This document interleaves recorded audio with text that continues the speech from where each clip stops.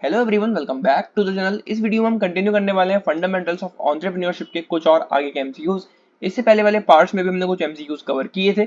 उम्मीद करता हूँ वीडियोस आपने देख ली होंगी। अगर आपने वो वीडियोस नहीं देखी तो एक प्लेलिस्ट बनी हुई है फंडामेंटल्स ऑफ एंटरप्रेन्योरशिप के नाम से, उस प्लेलिस्ट में जाकर आप उन वीडियोस को देख सकते हैं। फिलहाल आगे बढ़ते हैं और बात करते हैं उन क्वेश्चन की जो हमें इस वीडियो में कवर करने हैं।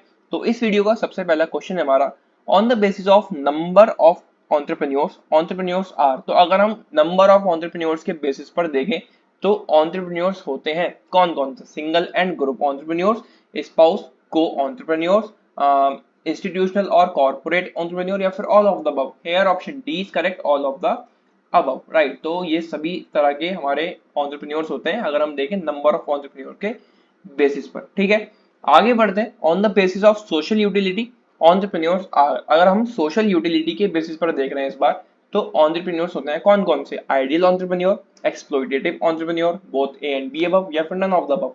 Here option C is correct, both A and B above, यानी कि आइडियल एंटरप्रेन्योर भी होते हैं और एक्सप्लॉइटेटिव एंटरप्रेन्योर भी होते हैं अगर हम देखें सोशल यूटिलिटी के बेसिस पर, राइट।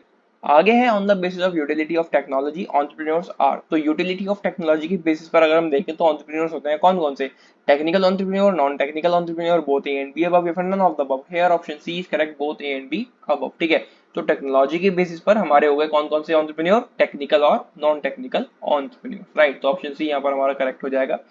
आगे है on the basis of motivation entrepreneurs are. तो मोटिवेशन के बेसिस पर एंटरप्रेन्योर्स होते हैं कौन कौन से, pure entrepreneur, incentivised entrepreneur, motivated entrepreneur, natural entrepreneur या फिर all of the above. Here option D is correct, all of the above. तो ये सभी टाइप्स हैं हमारे अगर हम देखें तो मोटिवेशन के बेसिस पर एंटरप्रेन्योर के।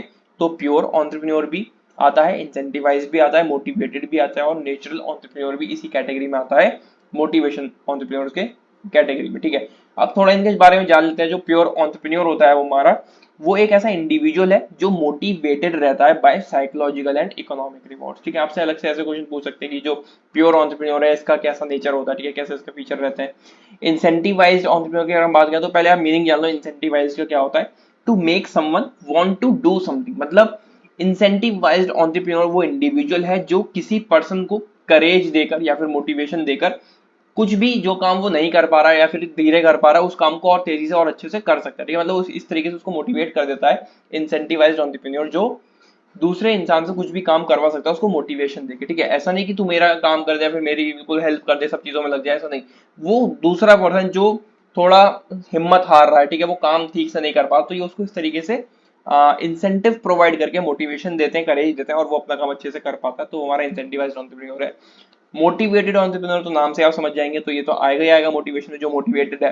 ठीक है, नेचुरल एंटरप्रेन्योर की अगर हम बात करें तो ये एक इंडिविजुअल है जो बहुत स्ट्रॉन्ग वर्क एथिक रखता है, ठीक है, जो भी बिजनेस एक्टिविटीज वो कर रहा है उसमें, और अपना ट्राई करता है बेस्ट देने का, जितनी भी एक्टिविटीज हैं, जितने भी गोल्स हैं उनको अचीव करने में, राइट। तो ये सारे हमारे जो एंटरप्रेन्योर्स हैं ये सारे हमारे किस में आते हैं, मोटिवेशन के बेसिस पर अगर हम देख रहे हैं एंटरप्रेन्योर्स की लिस्ट को तो उसमें, राइट। आगे है James Verma has divided the basic and auxiliary functions of an entrepreneur. तो जेम्स वर्मा ने बेसिक और ऑक्सिलरी फंक्शंस जो है एंटरप्रेन्योरशिप के या फिर एंटरप्रेन्योर्स के, वो डिवाइड करे हैं 3 पार्ट्स में, 4 पार्ट्स में, 5 पार्ट्स में या फिर all of the above. Here option C is correct in 5 part. ठीक है, तो 5 पार्ट्स में वो बेसिक और ऑक्सिलरी फंक्शंस जो है डिवाइडेड है एंटरप्रेन्योर के। ठीक है, तो ऑप्शन सी यहाँ पर करेक्ट हो जाएगा। आगे है which of the following is not, यहाँ पर नॉट ऐड कर लेना, which of the following is not the characteristic of a successful entrepreneur, right. तो इनमें से कौन सा एक कैरेक्टरिस्टिक जो है वो सक्सेसफुल एंटरप्रेन्योर का नहीं है, attention to detail, risk aversion, over confidence या फिर none of the above. Here option C is correct, over confidence. ठीक है, तो ये एक सक्सेसफुल एंटरप्रेन्योर का फीचर या फिर कैरेक्टरिस्टिक नहीं है। ओवर कॉन्फिडेंस हमें किसी भी चीज में नहीं लाना चाहिए। हमें पता है हमने तैयारी कर ली है किसी अपने एग्जाम को लेकर या फिर किसी भी चीज को लेकर, तो हमें वहां पर ओवर कॉन्फिडेंट नहीं होना है। ठीक है, तैयारी कर ली अच्छी बात है, उसको हमें बार बार रीड करना है, बार बार उसको समझने की कोशिश करनी है, कुछ और क्वेश्चन उससे बना के देखना है। ठीक है, अगर रियल लाइफ में भी हम देखें तो ओवर कॉन्फिडेंट हमें किसी भी चीज को लेकर नहीं होना है। उसी तरीके से बिजनेस में भी अगर कोई भी पर्सन अपने काम में माहिर है, अच्छे से कर सकता है, तो उसको वहां पर ओवर कॉन्फिडेंस नहीं लाना है अपने अंदर। ठीक है, एक सक्सेसफुल एंटरप्रेन्योर की भी ये कैरेक्टरिस्टिक बिल्कुल नहीं होती है। अगर वो ओवर कॉन्फिडेंस लाएगा तो कहीं ना कहीं वो फेल भी हो सकता है। ठीक है, तो अटेंशन टू डिटेल मतलब हर एक डिटेल पर वो अटेंशन करेगा, रिस्क अवर्जन करेगा, तो ये उसके फीचर है किसके, सक्सेसफुल एंटरप्रेन्योर के। लेकिन ओवर कॉन्फिडेंस जो है उसका फीचर या फिर कैरेक्टरिस्टिक नहीं होता। ठीक है, तो ऑप्शन सी यहाँ पर करेक्ट हो जाएगा।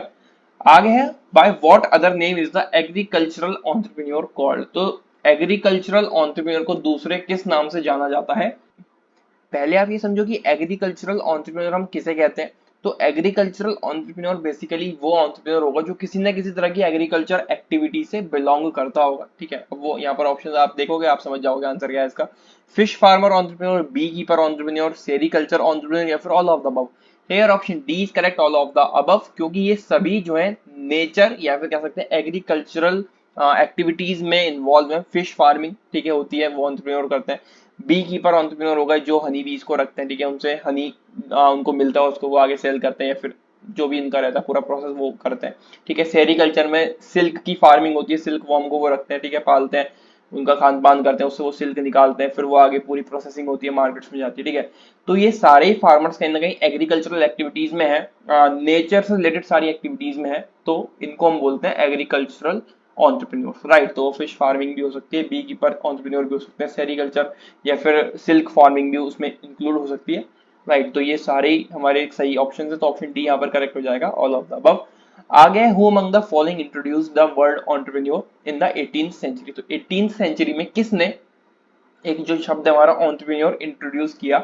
रतन टाटा, नारायण मूर्ति, रिचर्ड कैंटिलोन या फिर none of the above. Here option C is correct, Richard Cantillon. तो 18th सेंचुरी में इन्होंने जो वर्ड है एंटरप्रेन्योर वो इंट्रोड्यूस किया। ठीक है, आगे है an entrepreneur is an entrepreneur who bears the risk inherent in origin, this statement is given by. तो यहाँ पर एक स्टेटमेंट है और हमें बताना है कि ये स्टेटमेंट किसने दी है। स्टेटमेंट हमारी ये कहती है कि एंटरप्रेन्योर वो होता है जो रिस्क बियर करे जो उसी ओरिजिन में इनहेरेंट करता हो। ठीक है, एफ वी हॉर्न, जेबी से, जेम्स वर्मा या फिर प्रेकेनाइट। Here option A is correct, F W Horn. Right, तो इन्होंने ये स्टेटमेंट दी थी।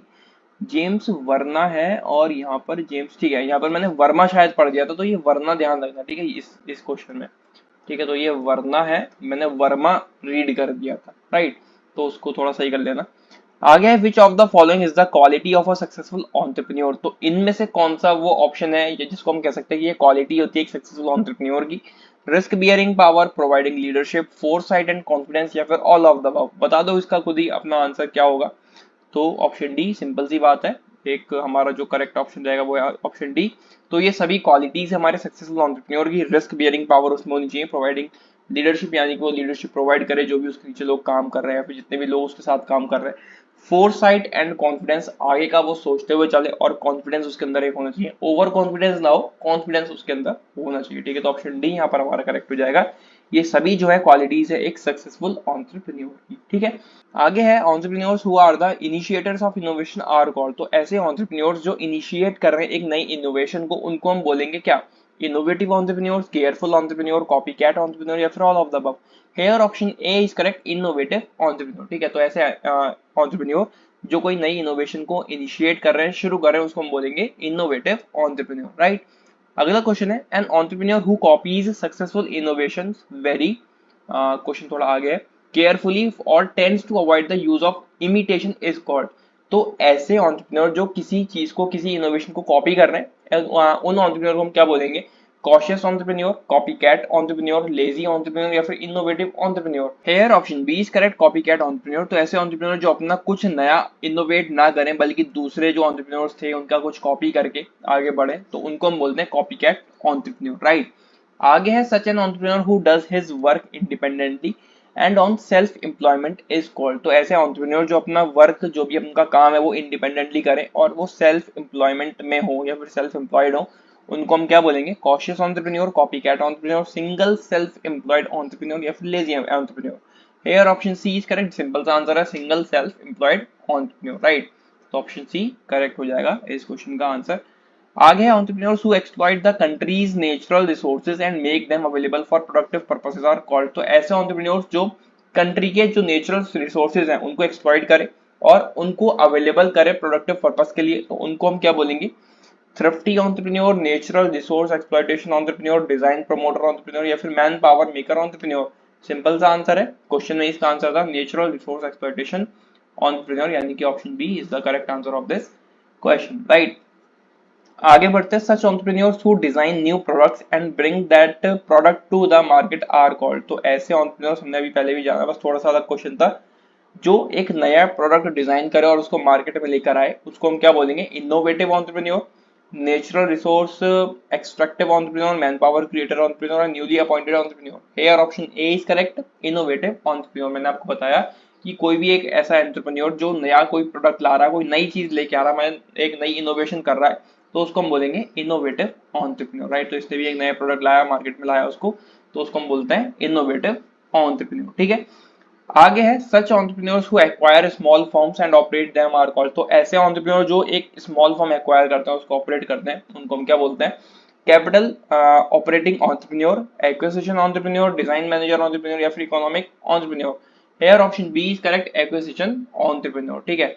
तो ऐसे एंटरप्रेन्योर जो एक स्मॉल फर्म को एक्वायर करके उसको ऑपरेट करते हैं, उनको बोलते हैं एक्विजिशन एंटरप्रेन्योर्स, ठीक है। आगे है एंटरप्रेन्योर, एक लास्ट क्वेश्चन इस वीडियो का। Entrepreneur is not characterized by. तो जो एक एंटरप्रेन्योर है उसको हम कैरेक्टराइज नहीं कर सकते, किससे? रिस्क बियरर से, इनोवेटर से, पेसिमिस्टिक आउटलुक या फिर resourceful. Here option C is correct, pessimistic outlook, ठीक है। तो बेसिकली हम कह सकते हैं कि ये कैरेक्टरिस्टिक नहीं है या फिर ये एक फीचर नहीं बताता किसी भी एंटरप्रेन्योर का। जो फीचर्स है वो हमारा रिस्क बियरर है, इनोवेटर है, रिसोर्सफुल है, लेकिन ये पेसिमिस्टिक जो आउटलुक है ये एक फीचर नहीं है किसी भी एंटरप्रेन्योर का, या फिर इसको हम कैरेक्टराइज नहीं कर सकते इस वर्ड से किसी भी एंटरप्रेन्योर को, राइट। तो ये थे कुछ और आगे के एमसीक्यूज फंडामेंटल्स ऑफ एंटरप्रेन्योरशिप के। इसी तरह से आगे के एमसीक्यूज हम आने वाली वीडियोस में कवर करेंगे। आने वाली वीडियोस के लिए चैनल को सब्सक्राइब करें। मिलता है अगली वीडियो में, till then take care and bye bye and all the very best for your exams.